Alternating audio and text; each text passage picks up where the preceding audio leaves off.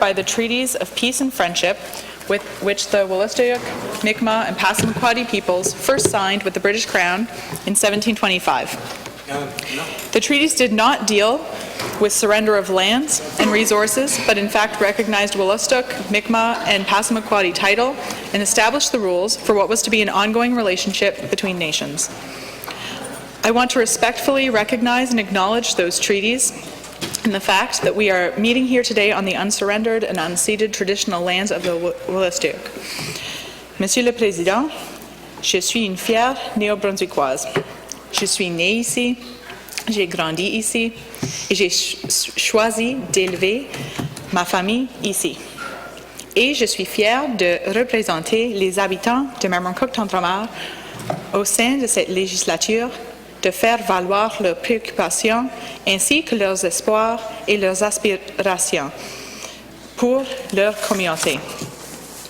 It has been an honor to represent the people of Mermoncook-Tantramar over the past year. La communauté m'a fourni un important soutien et je remercie la population pour leur encouragement et leur aide. I also have a wonderful staff on our team, both here in the legislature and back in the riding, who go above and beyond. And I want to thank my Green colleagues, the member for Fredericton South and leader of our party, et le député de Kent Nord, who are invaluable sources of advice and solidarity. Serving as a member of the Legislative Assembly is not a one-person job, especially when you have a young child. My husband, Steve, and my extended family have all stepped up to make it possible for me to be here to do this important work, and I'm deeply grateful for them and for my daughter, Quinn, each and every day. Over the past 14 months, I've had the chance to meet with many of my constituents and better understand their needs and concerns. Many of the ongoing issues in my riding relate to infrastructure. Much of Mermoncook-Tantramar is protected from flooding by centuries-old dikes. But rising water levels and the types of storms we have been experiencing much more in recent years have stretched them to their limit. The risks of saltwater flooding and inland freshwater flooding are on the rise. They need to be better maintained and in some cases upgraded to withstand the new normal in our water and weather patterns. But government at all levels for years has been, unsurprisingly, too slow to react. Municipalities are taking action and need help. We need solutions and plans sooner rather than later. Nous avons également l'Institut de Mermoncook, qui a beaucoup de potentiel, mais qui reste vide. La situation de l'œuf ou la poule est malheureusement dans le cas de ce bâtiment historique. On nous dit qu'il est nécessaire d'avoir des locataires avant que la prochaine étape ne puisse être franchie, mais personne ne signera de bail avant que les travaux de l'immeuble soient presque terminés. Même si le ministre des Transports et de l'Infrastructure reçoit une demande d'un espace pour lequel l'Institut de Mermoncook serait parfait, l'Institut ne peut pas être envisagé dans sa condition actuelle. Le bâtiment est tombé dans l'oubli, comme beaucoup de membres de la communauté le déplorent depuis des années, dans l'espoir que cet espace soit à nouveau utile un jour.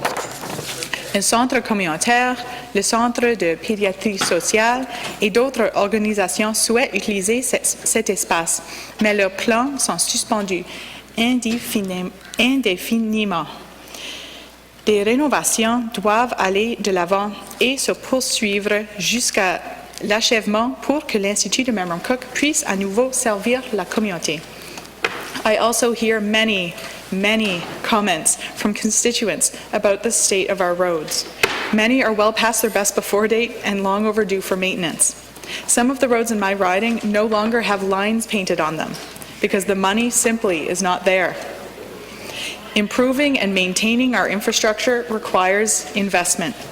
We need to do a better job of managing our assets and not allowing them to crumble or fall into disuse. I want to work with government to develop a long-term vision for our region, backed by the necessary resources. We can't forget those who don't happen to live in cities. So many New Brunswickers, technically everyone in my riding, live in rural areas, unless you count the metropolises of Sackville and Mermoncook. We need investments, not austerity. Le discours du Trône a fait beaucoup de promesses pour les villes de notre province, mais comme beaucoup de discours du Trône, il a promis peu d'aide à nos régions rurales. Our larger communities are important to our province's prosperity, but so are our rural areas. It is disheartening to see successive governments focus on cities and ignore the needs of our rural communities. I want to see New Brunswick, and more importantly, New Brunswickers, thrive. I want us to make good choices now that will have positive benefits today and in the future. I want our children and their children's children to look back on us with favor, not fury. And so, even though I am not a member of the governing party, I wanted to like the throne speech. I wanted to be inspired by it. I wanted it to lay out a vision I could embrace because the future of our province is too important to be drawn on party lines. But Mr. Speaker, I find myself disappointed. I'm disappointed that this government does not seem to know what needs to be done at this crucial moment in time. I'm disappointed that the government delivered a throne speech that was cautious and uninspired when what we need is ambitious thinking and bold action. And I'm disappointed that in focusing on balancing the budget, the government seems to have forgotten that governing is about more than keeping the books. When I speak with my constituents, to be honest, when I speak with any New Brunswicker, one of their biggest concerns is the state of our healthcare system. The well-being of each person in this province needs to be at the core of what we do. But while the throne speech lists dependable public health care as one of this government's key priorities, the initiatives announced are uninspired and inadequate. Le fait que notre population soit vieillissante n'est ni nouveau ni surprenant. Nous savions depuis des années que nous serions dans cette position et pourtant, les gouvernements successifs n'ont fait que très peu pour se préparer. Et maintenant, nous y voilà. La situation actuelle à l'hôpital régional de Campbellton n'est qu'un exemple frappant de ce qui se passe dans la province. Et je suis loin d'être convaincu que les mesures proposées par le gouvernement soient suffisantes pour même commencer à résoudre le problème. Encore moins nous mettre sur la voie de solutions à long terme. Now that we have immediate problems, we seem to have lost sight of a long-term vision for healthcare.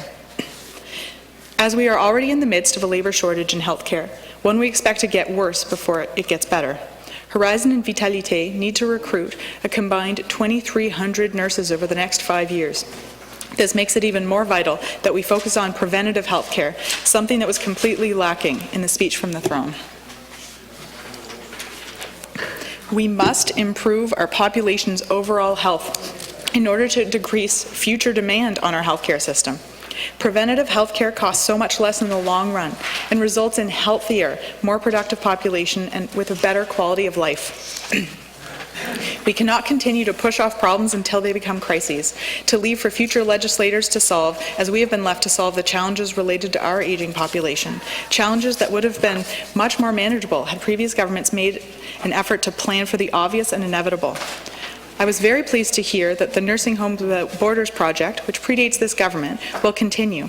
One pilot project site in Port Elgin in my riding has been very successful so far, but I was disappointed that mental health and access to primary health care and community health centres rated barely a mention.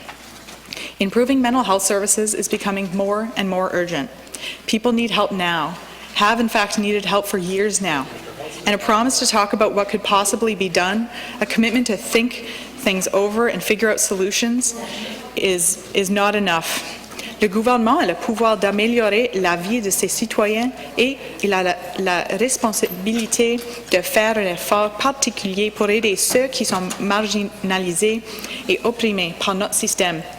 J'aimerais que davantage soit fait pour soutenir les membres de notre communauté LGBTQ2S+.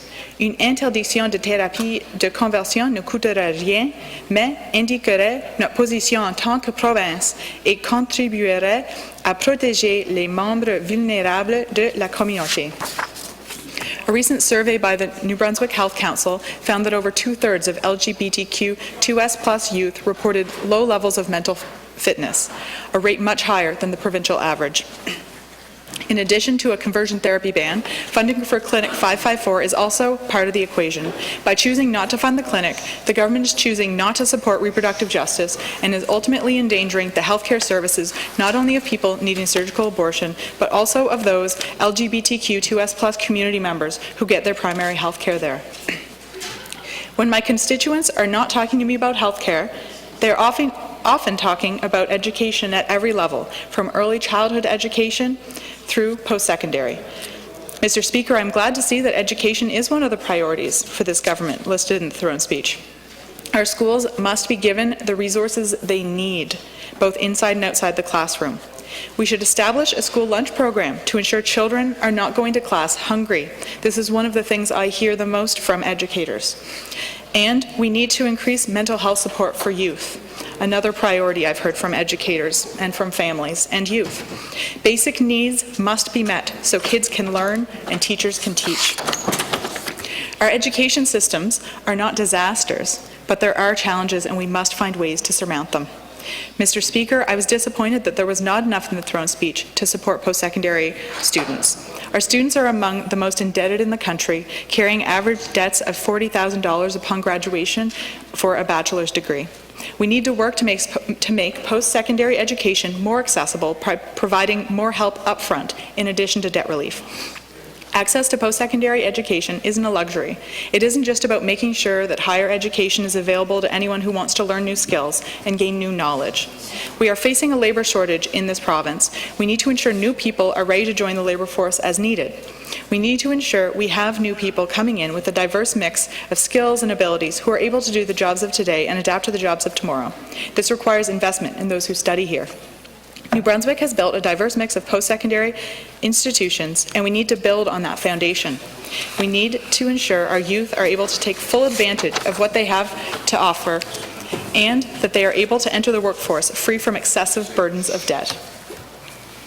While I appreciate that the throne speech spent a great deal of time talking about our economy and how to improve it, I noticed it did not once speak of strategies or plans to end poverty in our province. In fact, the only mention of poverty that I noted came in the introduction to the throne speech, which stated, "Currently New Brunswick is one of the most indebted, most rapidly aging and least literate provinces in Canada. Approximately 25% of our children live in poverty and close to 34% of New Brunswick households have incomes so low that they cannot pay taxes. This reduces our province's people and citizens to taxpayers, to numbers on a page. Not only that, the throne speech notes these right off the top as a problem our province is facing and then offers nothing to address poverty. What about a basic income guarantee? Lorsque nous nous assurons que les besoins de base des personnes sont satisfaits et que les gens disposent de moyens suffisants pour vivre dans la dignité, nous avons des communautés plus fortes. Le coût de la pauvreté touche tous les Néo-Brunswickois, non seulement ceux qui vivent dans la pauvreté. La pauvreté et les inégalités contribuent aux problèmes de santé mentale. Ils ont un impact sur l'économie, les soins de santé, l'éducation et le système judiciaire. We need to address these social determinants of health. Putting resources into ending poverty makes sense not just because it is the right thing to do, it positively impacts all aspects of our society and can lower costs. Where to find these resources? Well, a good start may be to have the wealthy and corporations pay their fair share of taxes. We need to address issues like tax havens and corporate tax breaks, which are allowing the wealthiest residents and businesses in our province to contribute less than they should. While the tax havens are federal jurisdiction, we control many of the corporate tax breaks.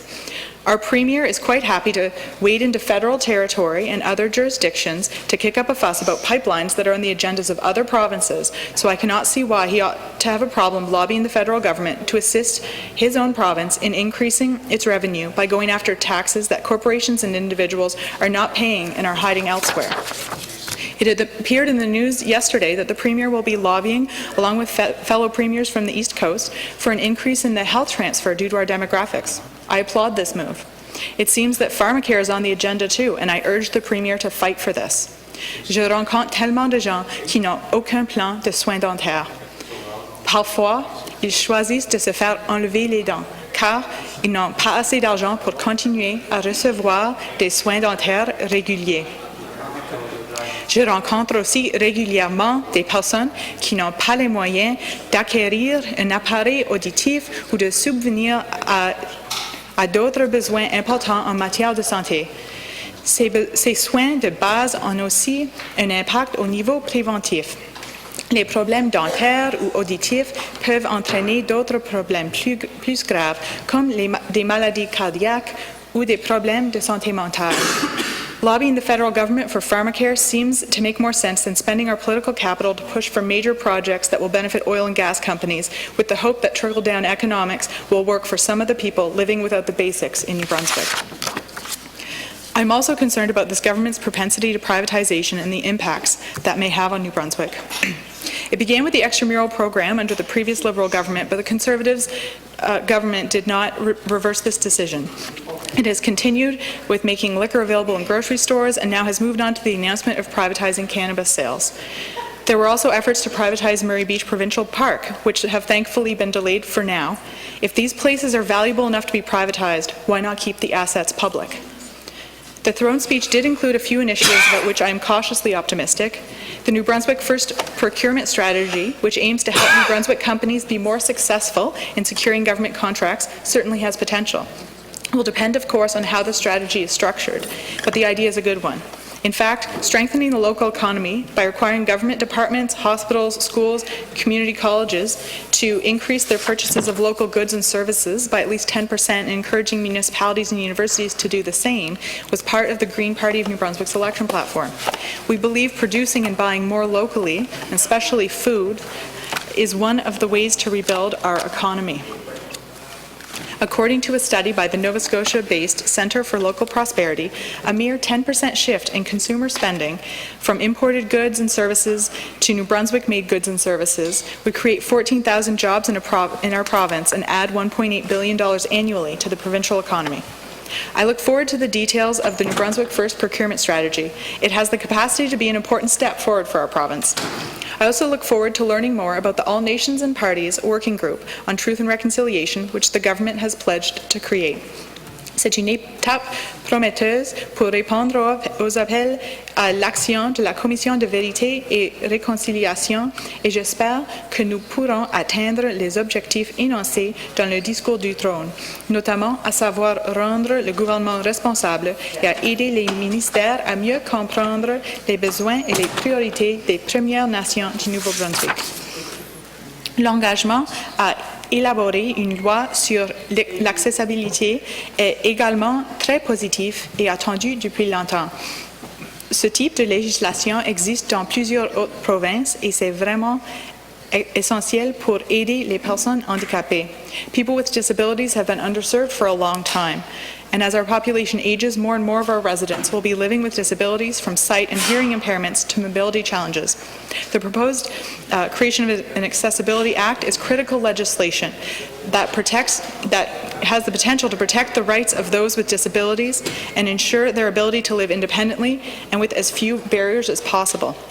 Our world was not built for many of the people who live in our society, and much of New Brunswick is literally not accessible to many of the individuals living here. Let's change that. Enfin, j'ai été heureuse de voir que le discours du Trône mentionnait un exploit impressionnant d'élèves de ma circonscription. Les élèves de l'école Abbey Landry de Memramcook ont reçu cet automne le tout premier prix des droits de la personne pour la jeunesse dans la province pour leurs vidéos et leurs chansons L'espoir d'avenir. And if you haven't seen it, it's available on YouTube. I highly recommend it. Mais je ne veux pas simplement offrir des platitudes et dire bon travail.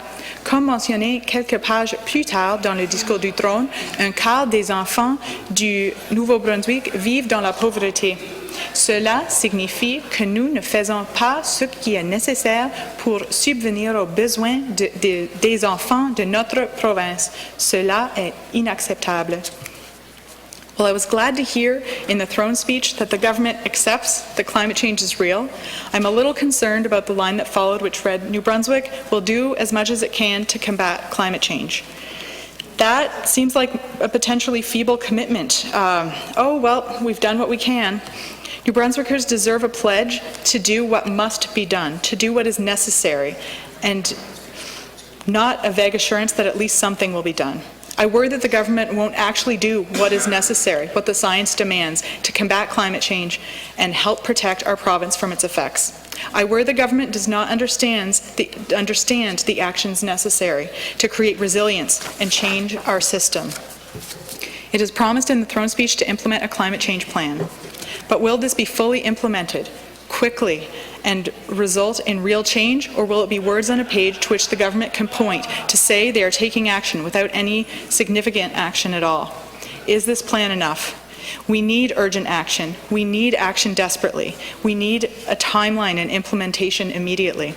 Just yesterday, CBC News ran a story about the United Nations Environment Programme's annual emissions gap report.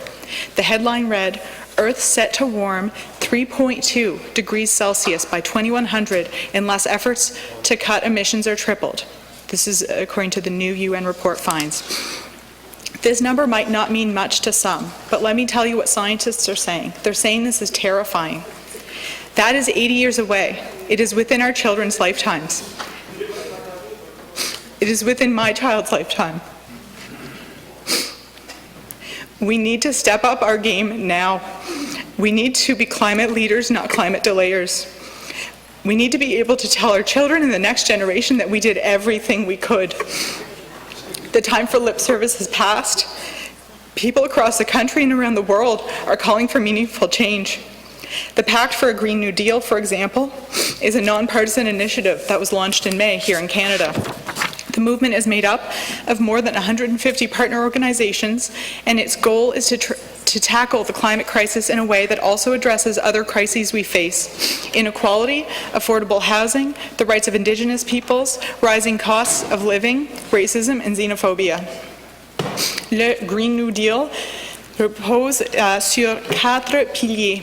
Réduire la pollution par le carbone de 45% d'ici 2030 et à zéro d'ici 2050 afin de limiter le réchauffement de la planète et d'éviter les pires impacts du changement climatique. Respecter les droits et la souveraineté des peuples autochtones. Créer des emplois bien rémunérés dans le but d'atteindre 100% d'énergie renouvelable et fournir un soutien aux travailleurs et aux communautés tout au long de cette transition, et veiller à ce que les solutions climatiques fonctionnent pour les communautés les plus touchées par les impacts des combustibles fossiles et du climat et ne causent pas d'inégalités supplémentaires. Climate change is so complex and has such wide-ranging impacts. It is not enough to simply treat it as an environmental problem. It is an economic problem, a social justice problem, a public health problem, an equity problem, a human rights problem. And we need a better solution. Then we'll do what we can. We are not going to go back to the old days. We must transform so many parts of our economy, our society, our food system, and so on. And it can be done. It doesn't have to be this way. This way is only benefiting a few. This way, the status quo is built upon injustice and maintains inequality. This way depends on infinite growth, which is a myth. And so, we must imagine a different way forward, a better way. But the first step of creation is a vision. And this is the challenge we are stuck on. We're having trouble. We can't picture that better way. I've been reading Naomi Klein's latest book, On Fire, The Burning Case for a Green New Deal, and she talks about this problem. She writes, "A whole lot of people have come to believe that dystopia is a foregone conclusion. The skepticism is understandable. The idea that societies could collectively decide to embrace rapid foundational changes to transportation, housing, energy, agriculture, forestry, and more, precisely what is needed to avert climate breakdown, is not something for which most of us have any living reference. We have grown up bombarded with the message that there is no alternative to the crappy system that is destabilizing the planet and hoarding vast wealth at the top. But our future has not yet been written." She also notes that it has become obvious that individual action is not ever going to be enough to respond to the climate crisis. It is a collective problem that will require collective action. I believe many of these collective actions need to come from the public sphere, which has suffered over the past few decades and needs to be re-energized. The private sector is important, but it is the public sector that must take bold action in the public interest. And I believe the public is ready for us to take those bold actions. In September, thousands of New Brunswickers of all ages walked out of school and work to take part in a global climate strike to demand action on the climate crisis. The strike was inspired by Swedish activist Greta Thunberg's #FridaysForFuture movement. In September, Greta, who was just 16, delivered a wake-up call speech at the UN Climate Action Summit in New York. She said, in part, "People are suffering. People are dying. Entire ecosystems are collapsing. We are in the beginning of a mass extinction, and all you can talk about is money and fairy tales of eternal economic growth." Greta is furious, and she is not alone. The number of people around the world and around New Brunswick who are standing up to demand change is growing. When something is important enough to convince millions of people to leave their places of work or their schools, to make their voices heard, to ask us to listen to the science and its warnings, then we need to be listening. The next global strike is this Friday, November 29th, and I expect we will again see people across this province take part, along with millions across Canada and the world. New Brunswickers are asking us to make a difference. They want their government to promote energy efficiency and green energy. They want to reduce our reliance on fossil fuels faster and step up our use of renewable energy faster. They want programs and policies and initiatives that help us collectively reduce our environmental impact. And yet, none of those things and not enough is reflected in the throne speech. This is more than a missed opportunity. This is a difference between leaving our children with a habitable planet or, in a phrase coined by David Wallace Wells, an uninhabitable earth. As I reflected on the throne speech, I kept coming back to the very last line. The future is ours to create. That is the whole reason I got into politics. Where we are today is not and does not have to be where we will be tomorrow. The 47 of us who currently have the privilege of sitting in the Legislative Assembly are charged with creating a better future for the other 776,780 residents of our province. It is an amazing opportunity and a serious responsibility, but how we create that future matters. We need to pay attention to what is guiding us and what we end up creating. We need to prioritize the common good and our collective and individual well-being. We need a vision and actions that pull us together rather than tear us apart. We can begin building that better future by focusing on what we have in common while respecting and celebrating our diversity, by listening to one another and finding ways to work together. The future is indeed ours to create. Let's make it one worth discovering. Willalan, merci. Thank you, Mr. Speaker.